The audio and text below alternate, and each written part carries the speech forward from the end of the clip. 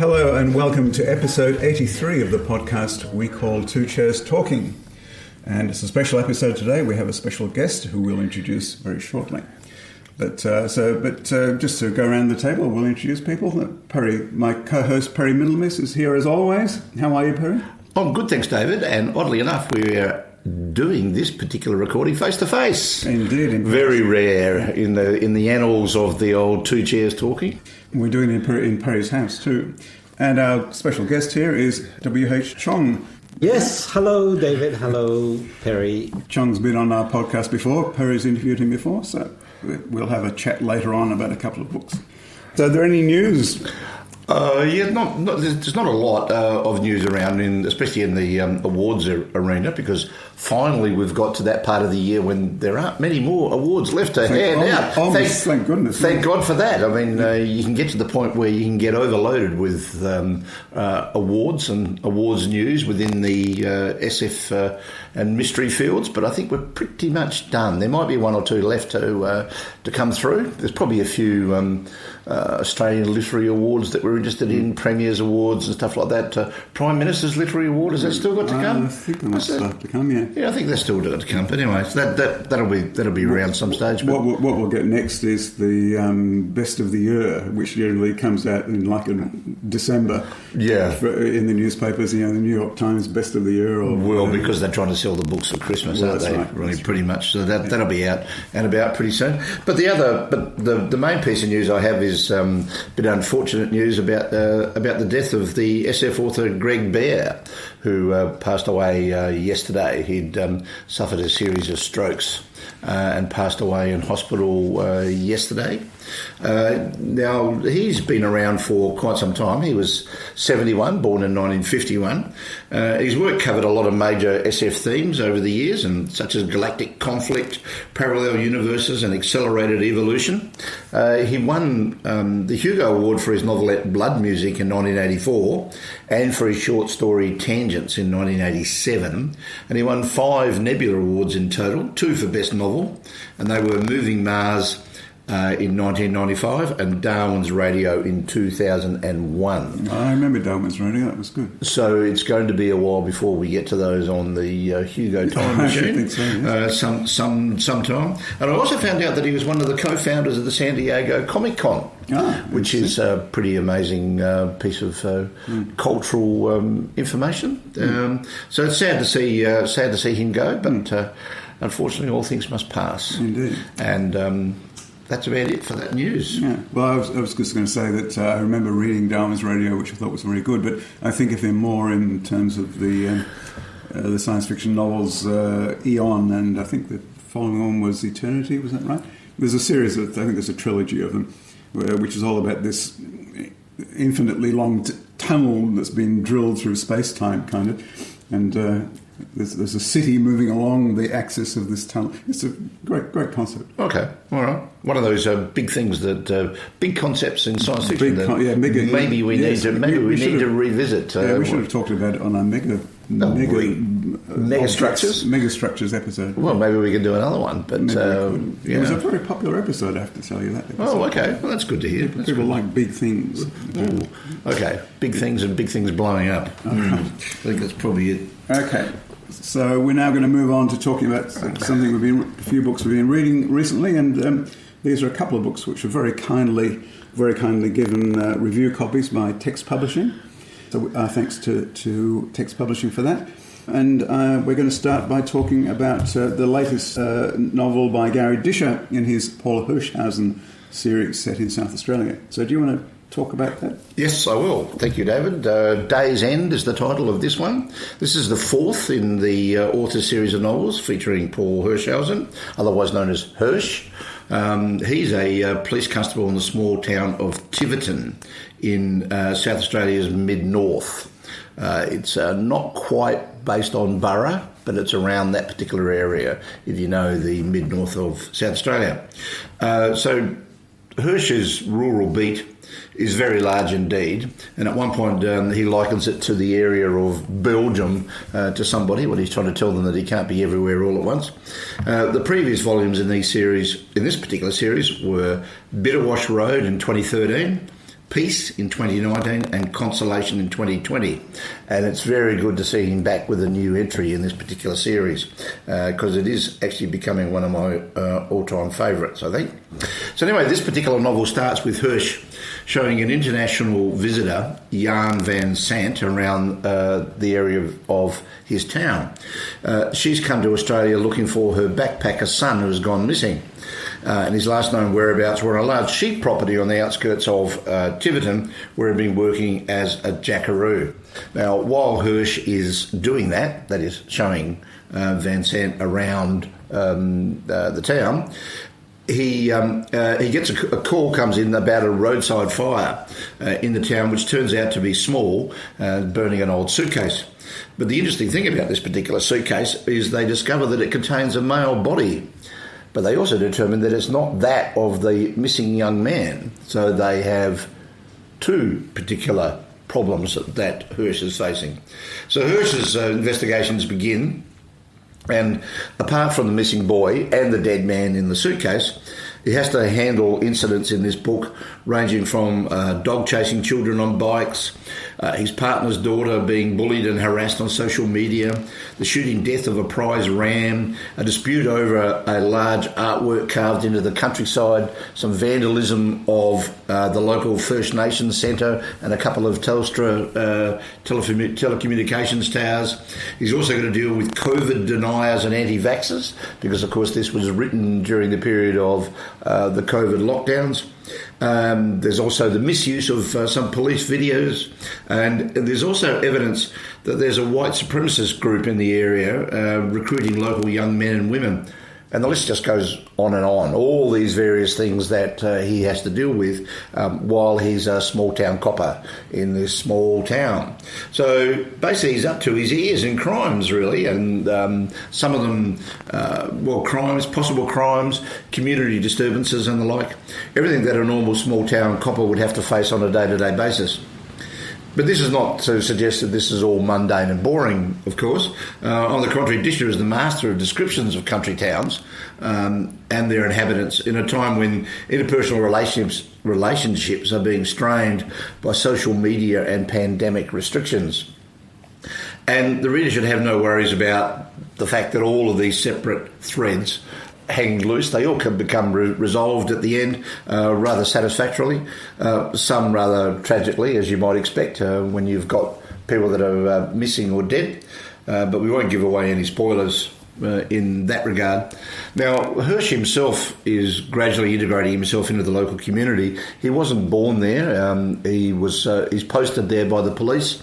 You'll recall that probably if you've read these earlier books or heard us talking about him, that in the first book, or the end of the first book, beginning of the first book rather, he had been posted to Tiverton because he had become sort of tangentially involved in some police corruption in the Adelaide police station where he was working. While he wasn't charged or accused of anything, the dirt and mud flung around, some of it stuck to him, and people were basically saying that because he was in that particular station, he must have known something or been involved in something, and so there were suspicions about him all the way through. But some of that seems to be starting to die down in this particular entry in the series. He's building a life for himself in town. He's got a partner who's got a daughter. He's involved in lots of things around the town, and from a social perspective, sport, and helps out at the school and does a whole lot of things around town as a normal copper would do. And he's basically starting to earn the respect of the local higher-ups in the police department. There's a nearby town where there is a major police station where his manager is situated, and he's starting to get a little bit more recognition for the work that he does. Even some of the coppers that come up from Adelaide to investigate the crimes that he discovers are also not treating him with the disdain that they used to. So all in all, he's starting to become probably earning his stripes a little bit better, and he's actually thinking about taking on studying for a sergeant's exam, but I sort of get the feeling that he doesn't really want to do that terribly much because he just likes the town as much as he can. Now, this is basically overall an excellent series of police procedurals set in an area of Australia that otherwise gets little or if any attention in the literary field. And in many ways, as I said, Tiverton can be a small town anywhere in Australia. It just happens to be in the mid-north of South Australia, which is an area that Disher knows extremely well. And for many reasons, you have to put these books in the top echelon of the Australian of Australian crime series. And I, for one, can only hope that there's going to be a lot more instalments to come. I think Disher is just a cracker. There's lots of little bits in this particular book that just sort of hang there and are just sort of thrown away. There's a lovely little line where Hirsch, at one occasion, is a bit rushed after having been out and about all day and decides that he really needs to get something to eat. And he thinks about going to the local pub to get a meal. And then he realises, no, he better not do that because the publican's the one now doing the cooking because the publican's wife's run off with the local craft beer representative. And this is just a straight throwaway little line. It's just in one sentence. He does it all. But that sort of adds to the atmosphere and building up of the detail of the town. It's layer on layer all the way right through like a very well-layered cake. And it just fits really very, very well. You get the people with a lot of money and you get people that have got very little or no money at all. And so you get the full range of inhabitants in the town. And overall, I think these are excellent series of books and should be read. I was worried when I saw the title, Day's End. I thought, maybe this is Garry Disher putting a line under this series. But when you get to the end of this book, again, I guess this is a spoiler, but when you get to the end of it, you realise that, no, there's plenty of scope for more. One hopes series, yeah. It's good. No, I really like the way that, as you say, he brings together all these different threads of a rural life. And somehow, he manages all these threads very cleverly. And finally, they all come together at the end and make sense of the mystery that's been laid out in the book. So yeah, it's very, very good, I thought. Not all of the threads are completely tied off. There are some people that don't get who he's looking for that he can't find, and because they've done a runner, they basically have to be handed over to somewhere else. But he understands and knows why they've left and what happened to them before they left. And so from that perspective, as a reader, you come away satisfied that he has tied everything off, even though you haven't got maybe exactly everything that you might have wanted. It's interesting too that how much the job of a rural policeman is really welfare rather than crime. Yeah.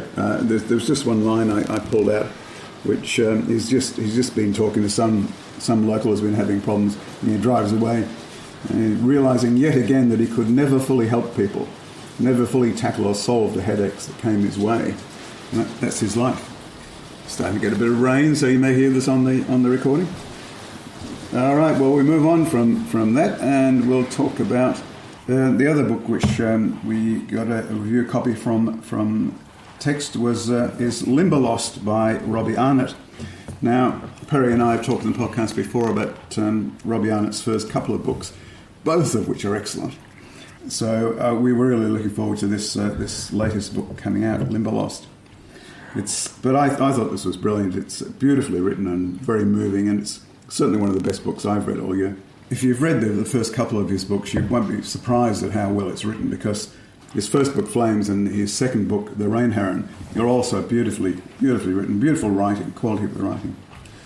But what might surprise people is that in those first two books, there's definitely an element of fantasy or out of the ordinary in them. The Rain Heron is a mythical creature which is composed of rain, for example. Flames has got a character who turns out to be the spirit of fire. So it might be surprising that this third novel is actually very realistic. It's just pure realism. It doesn't have any of those touches of the fantastic. But that doesn't detract from the book. It's still a really excellent book. It loses nothing for not having those fantastic elements. So I was going to say that Robbie Arnott's an Australian author, but he's also distinctively a Tasmanian author. All three of his novels so far are set in Tasmania. You might quibble with me about The Rain Heron because it's set in an unnamed country, but certainly has the feel of Tasmania in it. And this one is certainly very solidly based in Tasmania. And the author's love of Tasmania, its history, its landscape, its wildlife and vegetation, mountains, forests and rivers, more obvious in this novel than in his two previous ones. So what's it all about? Well, you could start by calling Limberlost a coming-of-age story, and I think that's definitely true, but it's really a coming-of-age story which lasts a lifetime, about how deeply felt experiences, both positive and negative, can resonate through someone's entire life and shape every moment. Now, that can happen with traumatic experiences, of course, but the key experiences which shaped young Ned, who's the protagonist, that shaped young Ned in Limberlost are not in themselves traumatic as such, but nevertheless they're profoundly important to him. He was a boy learning to be a man. So the protagonist is called Ned. He's called Ned West, and he's the youngest child of an apple farmer in northern Tasmania, and whose orchard is called Limberlost, which is named for an American book, A Girl of the Limberlost, which is, I think, back from the 1950s, something like that, or earlier than that. And though the novel ranges back and forth over Ned's entire life, the core of the story covers what happens to him during a long summer during the last year of the Second World War, when Ned is in his mid-teens. His two elder brothers have been fighting in different theatres of the war. The oldest, Bill, was in Singapore when it was captured by the Japanese, and nothing's been heard of him since. And the family, of course, are concerned that he's dead. The second eldest, Toby, is in Malaysia, and they do get occasional letters from him. And Ned's eldest sibling, his sister Maggie, who was been away for a while from home, has returned home to help their father now that the older boys have gone and can't help out. And Ned's mother died when he was very young. So because his mother died when he was young, he's grown up without the love of a mother, and with his father and two older brothers, who he idolises as role models, he's constantly filled with feelings of inadequacy and guilt compared to them. Because his brothers are off being heroes, and his father, who was also in the trenches in the First World War, is a hard, remote man who Ned struggles to please. So at the very start of the book, there's a brief passage describing an event when Ned was only 5 years old. There'd been a lot of fearful talk about a mad whale at the mouth of the river. This might be sort of your fantastic element if you want to see it as that. A mad whale at the mouth of the river smashing fishing boats and creating havoc. Ned's father, who scoffs at these fishermen's tales, takes his sons out in a small boat to show them there's nothing to fear. You don't find out what actually happened in this incident until much later in the book, but it has a strong influence on Ned, who, as the story proper opens, is trying to shoot and trap rabbits. He wants to earn enough by selling rabbit skins to buy a boat of his own. The rabbit belts are in demand by the army to make slouch hats for the war. So he kills a rabbit and he skins it very carefully and brings it to show his father. But his father misunderstands what Ned's all about. He interprets what Ned has done as being a selfless effort to help the war, help the army, whereas really Ned has got this selfish idea of getting a boat out of the proceeds of these pelts. His father reacts completely differently from how Ned expected him to react, and he sort of then feels bad about it. But as time goes on, Ned tries to convince himself that his father's view of him, carrying out this noble sacrifice, is true. And then he kind of realises he can do both. He can both make the hats, make the pelts for the army and save for his boat.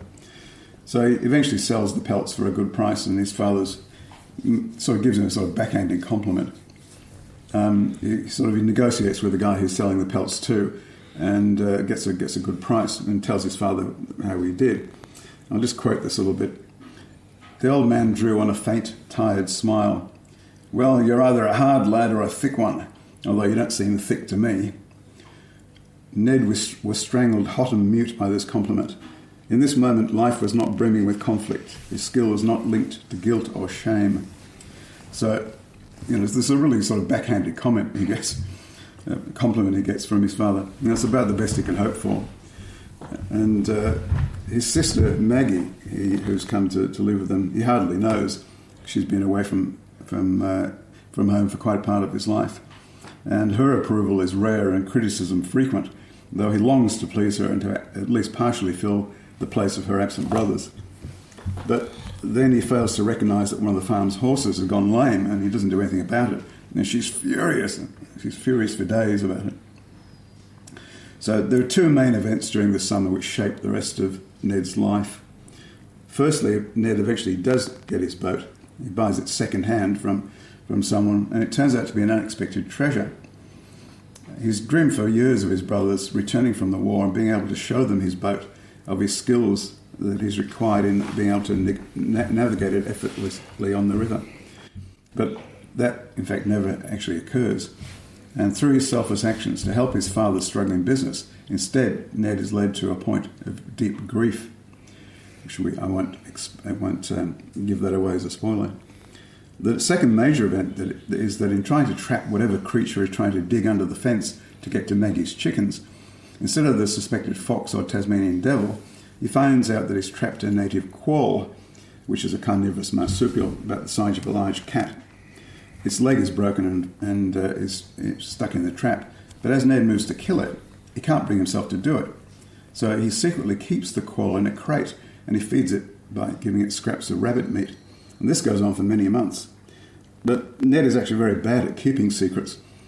Many times in his story, he lets into the open things he wanted to keep secret, to keep personal, to keep to himself. And so eventually the secret of the hidden quoll comes out. Now that's all in the core story of that key summer during the war, but the story roams back and forth over Ned's whole life. A decade later, when he's working for a logging company, felling the White Knights, which is the name they give to the towering manor trees, to his time mustering on a sheep station on the mainland, to his marriage and the birth of his children, to when he's running the orchard himself and is chosen by the local Growers Association to represent them overseas, to when his daughters are grown and at university, to his old age. This interleaving of all these parts of his life is done very smoothly and without any confusion to the reader.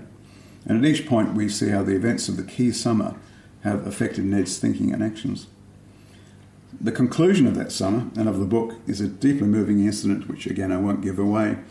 But I was going to say that not many books bring me to tears, but this one came very close to doing so. I love the book. I fully expect to see it on the shortlist for next year's Miles Franklin Award, and unless it has some very good competition, I think it's got a good chance of winning. What did you think of it, Perry? Well, I have to pretty much agree with just about everything you said, which is a bit unfortunate. We're supposed to look at that then, won't we? Well, we've got nothing much more to say. No, this is wonderful stuff. This is just fantastic.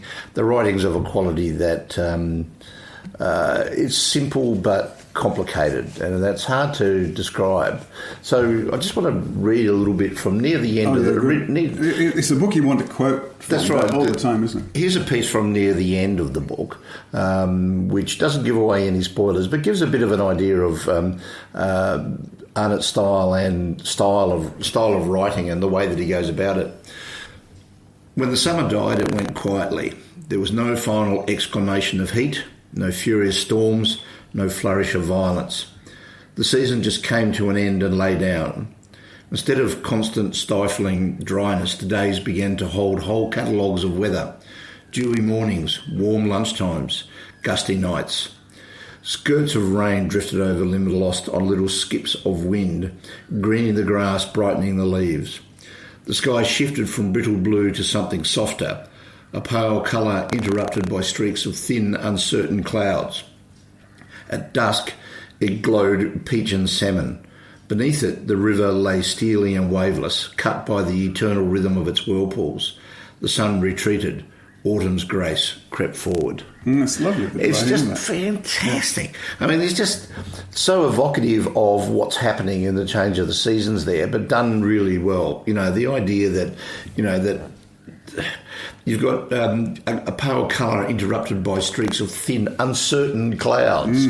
You know exactly what he's talking about here in terms of the Australian sky and the clouds that are there at the end of summer, moving into something that's where the heat's going away and you're moving into something a little bit cooler. It's just phenomenally good, and this is indicative of the way that he writes all the way right through. There's no long, complicated stretches.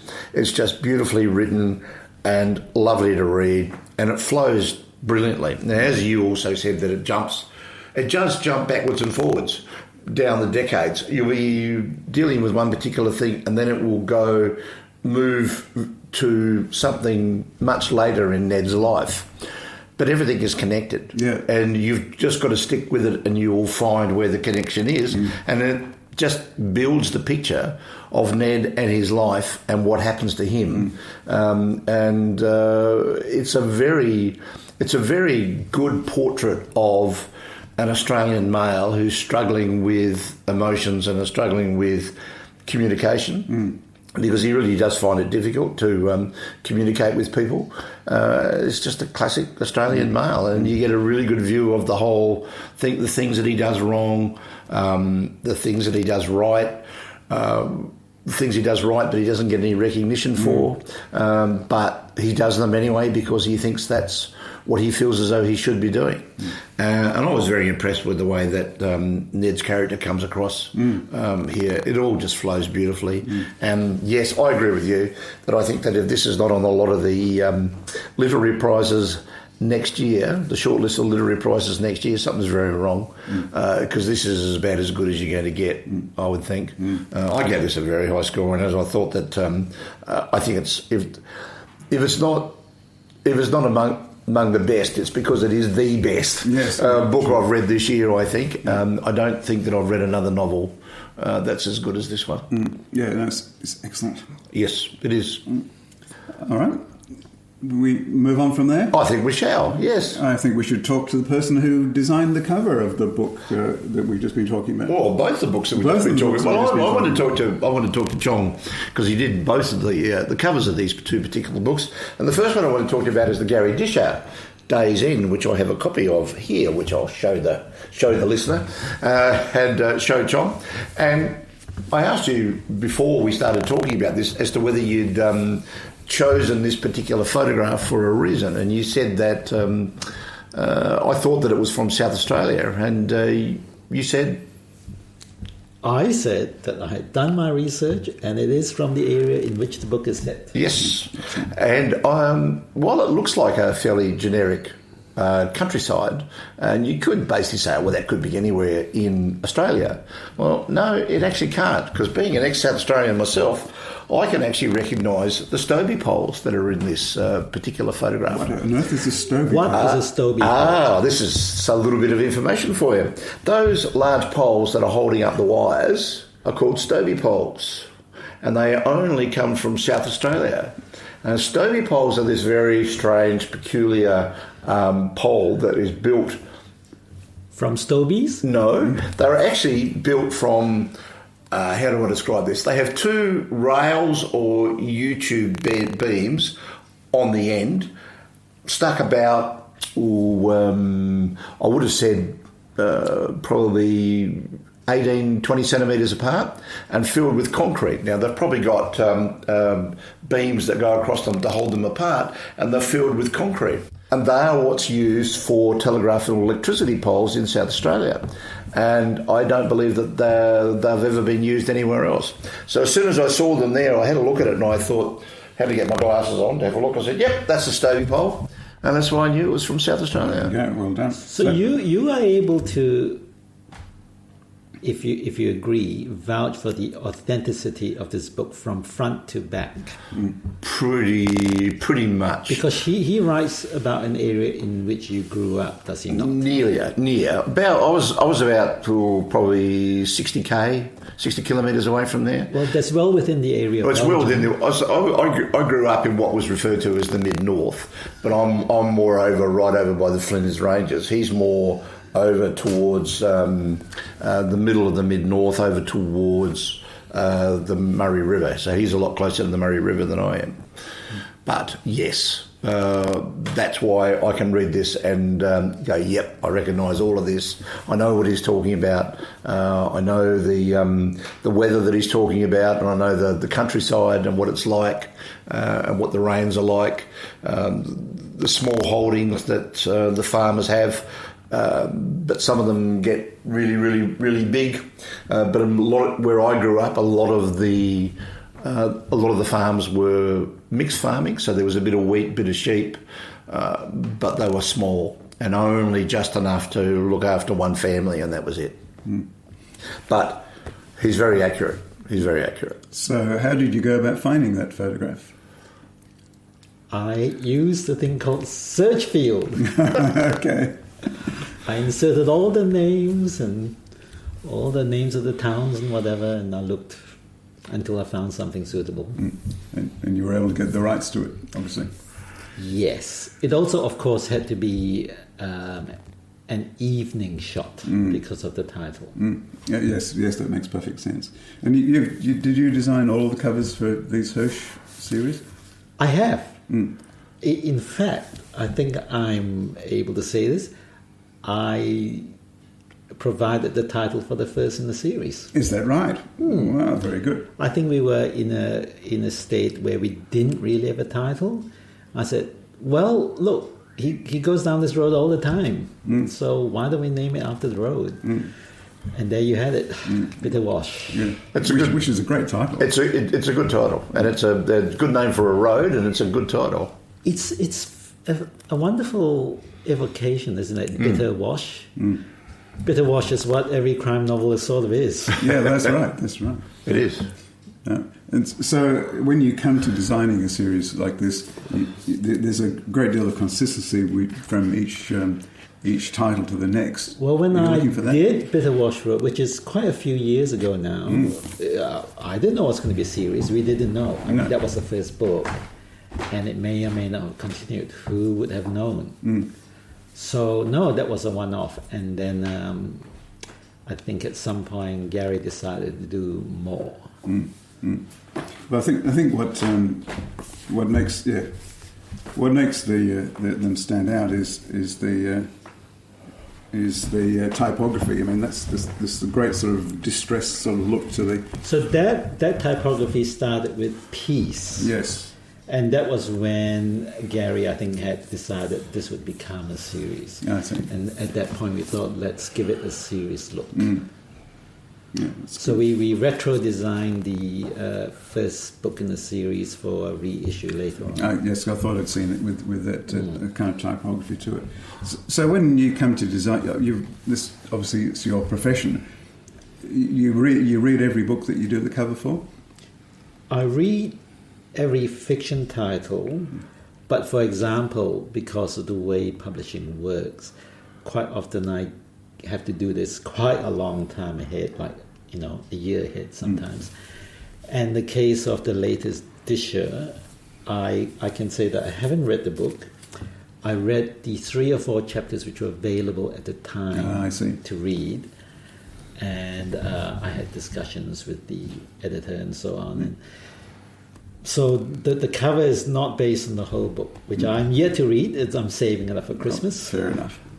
I think you'll enjoy it over Christmas. It's a really, it flows beautifully. It's just, I'm sort of loath to say it's an easy read because it sounds then like it's That's what crime is. Yeah, I know, but sometimes even the worst crime is an easy read. Yeah, but sometimes the novels can be. Sometimes they can be a bit of a slog, but Disher just isn't a slog at all. That just means it's a boring crime book? Could be. Well, yeah, but sometimes they can be really complicated and sort of jumping all over the place. But he isn't. He isn't with this. It sort of concentrates on his main character, and you get what the main character knows and his interactions, and that's it. And I like that. It sort of gives you a sense that you're there, walking along next to him and seeing what goes on and getting what happens. It's enough to give even me nostalgia for a small town in South Australia. Well, it sort of gives you a little bit of nostalgia, but I don't want to go back and live there. No, thanks. No. Well, it's interesting that both of these novels are sort of set in rural Australia in different places. So if we move on to Limberlost, which has also got an excellent cover, again, how did you sort of come up with a cover like that? But you know that the book is sort of like a fictionalized biography of Robbie Arnott's grandfather. So, I mean, these two books obviously have roots in the author's history. Disher growing up in the South Australian area, Arnott's grandfather's story here. So that's why they are kind of based in that kind of regional space.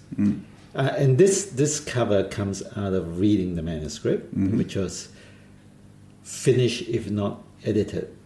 And the image, which is a painting, is derived entirely from the reading of the manuscript. I had no idea of what I was going to do before I read it. I don't really have a program when I'm designing.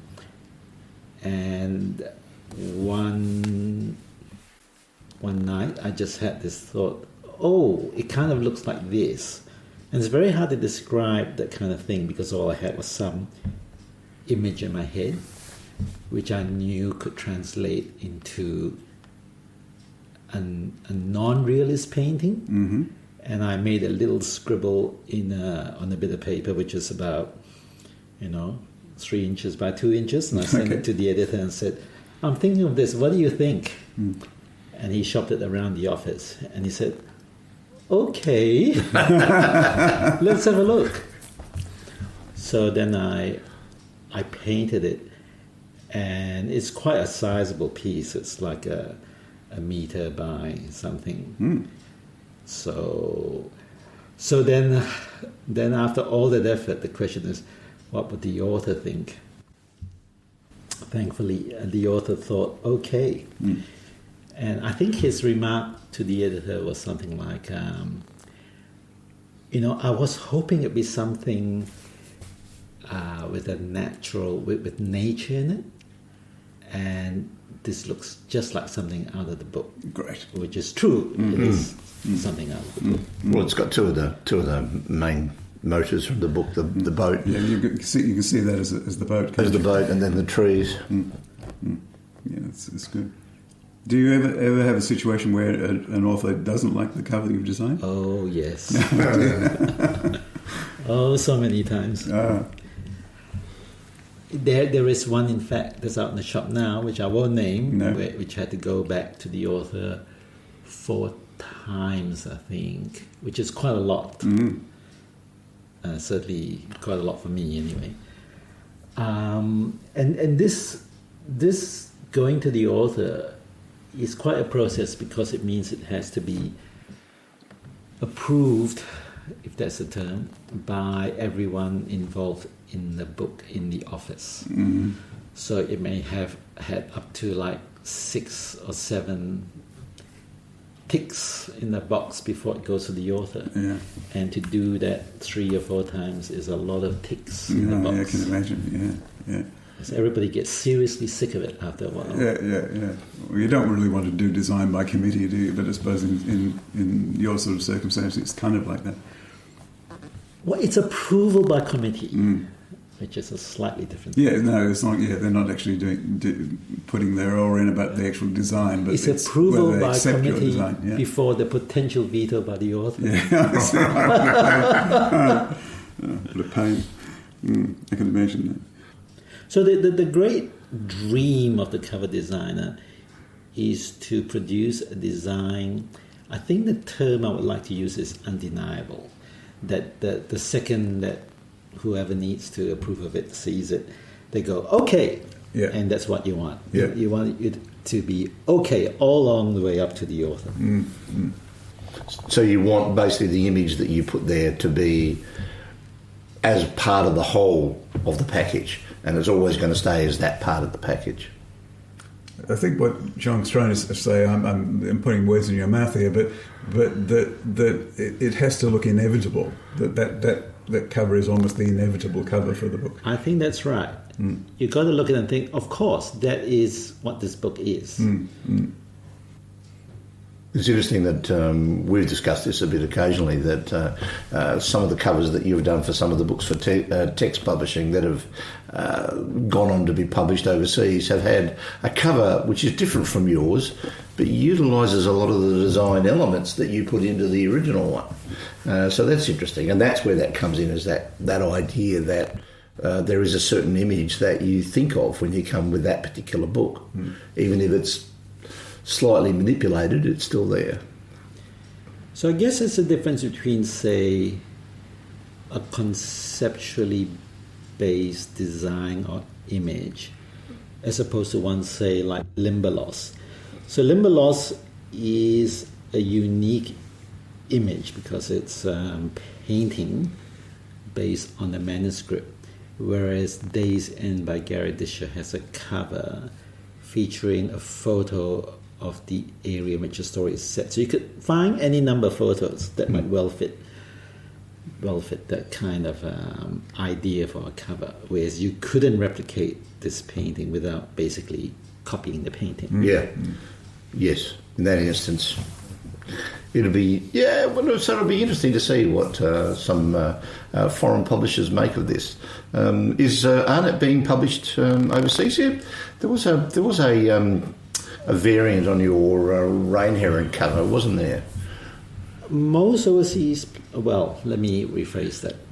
The UK and the US like designing their own covers because their attitude to Australian design is that we can do better. Mm-hmm. So the UK will almost never accept an Australian design because, it's just not going to fit our place, is it? Well, the colonials, what do they know? Yes. Whereas we will take a cover from somewhere else if it looks like... If it suits. If it's fine. Yeah. It's kind of reverse cultural cringe, isn't it? But, that must be very annoying. I guess they have to keep their designers in employ. Well, Why I not? guess that's true. Fair enough. We should make sure that we employ designers. That's true. So, do you find that you are working on books that are going to be appearing well into next year? Yes. I'm currently looking at 3 or 4 manuscripts which probably won't be published as books until this time next year. Okay. And I think they work even further ahead in the UK and the US. It shows you how long it takes to actually get a book out once the author's finished it, which takes a long while. Yeah, authors must be so frustrated half the time. Are we there yet? Well, you're getting to this point where you're talking about, I've read interviews with authors and they say, so what were you doing here? And they say, I don't know, I've completely forgotten. Why? Well, and the person said, well, I've just read this, and but I wrote it 3 years ago. I've moved on. I've written 1.5 books since then, and it's only taken the time for it to come out now. So, I suppose there's an issue there, isn't there, about topicality? Because that's the thing about Days End. It's still pretty topical about anti-vaxxers and the pandemic. Mind you, the pandemic's gone for 3 years now, hasn't it? So it's not really surprising. But he's even in his previous book, he brought in the beginnings of the pandemic. In that, so it can't be too long of a delay between when the book is written and when it comes out, because otherwise, public affairs change so rapidly. Yeah. But if you're going to refer to them, then it's hard to stay up to date. Well, it's going to be interesting to see what does happen in that instance. Is the edition novel going to lose its topicality because of the fact that it's dealing with some of the issues? Some of the issues like the anti-vaxxers. Do you think anti-vaxxers are going to go away? Or? No, they're not. But I don't believe they are. But are they going to be as rampant in the future? I mean, there are a few other things that are there which I think is actually going to probably keep going. I mean, there's a white supremacist group that is recruiting a number of young men and women in the town, and that isn't going away anytime soon that I can see. I think that politics here and overseas is becoming more separated. It's just moving further away, and people that are on one side seem to be going quite Does lot. it matter though? No, it doesn't. No. It's just Because if interesting to see how they. If it you're runs. writing with these kind of things as your material, then they end up being texture, and you can read it out of time, and it doesn't matter because it just informs why people do what they do at the time they're doing it. And whether it's a plague or something else, is just a contextual MacGuffin. It's not really to the point. I mean, there's a real sense, isn't there, in that every novel, every work of fiction is actually historical fiction, because almost as soon as it's written, it's set in the past. Yeah. So every portrait painting is a history painting of some kind. Yeah. Well, actually, this is a historical podcast. Could be, sorry. Could be.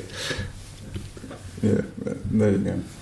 Well, I don't know. I think we've probably covered most of the ground. I think we have. I think cover, thanks very much for coming along, Chong, and having a bit of a chat to us today. I mean, My pleasure. Seeing a couple of pros at work. well, no, I wouldn't say that. Pros, But it's been very interesting to see the book covers and seeing. I really do like the one for Limberlost. I like the one for Day's End as well, and I like that. They're two completely different styles, which is interesting. That's right. Well, they're two different styles because they're two different bases. Yeah. So the Disher one's part of a series, and the thing about crime novel covers, as you know, they do tend to have a kind of a current genre kind of delivery of some, natural pastoral scene of some kind. All the rural noir books certainly do anyway. Yep. Whereas Robbie Arnott in this case slots into literary fiction, and it's not part of a series. And it really could have been anything. Could have been a photo, could have been type, could have been what it is. So that has a different requirement. It has to have a different inspiration. And in this case, unlike the Disher cover, I was working in the dark. I didn't know what was going to happen. I didn't know what I needed to do. I didn't know until I knew. Interesting. Fascinating. All right. Yeah. Okay. Well, thank you very much. We might wind up there. I think we should. We'll be back in 3 weeks. 3 weeks' time. What are we going to talk about in 3 weeks' time? Well, maybe what we've been reading Just lately. what we've been reading. I've got a heap of books I haven't talked about yet on the podcast. Well, okay. And that'll be our last one for the year. It will. And then we'll go into a bit of a break and come back in the new year with our picks of the best books of the year, and then I'll do my best film and TV. Books this year, I must say. I mean, that's going to be in my top 10 for sure, probably number one. Possibly, yeah. And I'm holding up Limberlost. But I've read some other crackers this year. Okay, well, that sounds pretty good. Yeah. Thanks, Chong. Thanks for coming along. We'll hope to talk to you again sometime in the future about some other things that we can come up with, some other subjects. Merry Christmas. Yeah, Merry Christmas. Merry Christmas and Happy New Year to you. A bit early, but we'll get there. That's good. Thanks very much. Okay. All right, and that's it. See you in 3 weeks, David. Yep. See you then. Bye. Bye.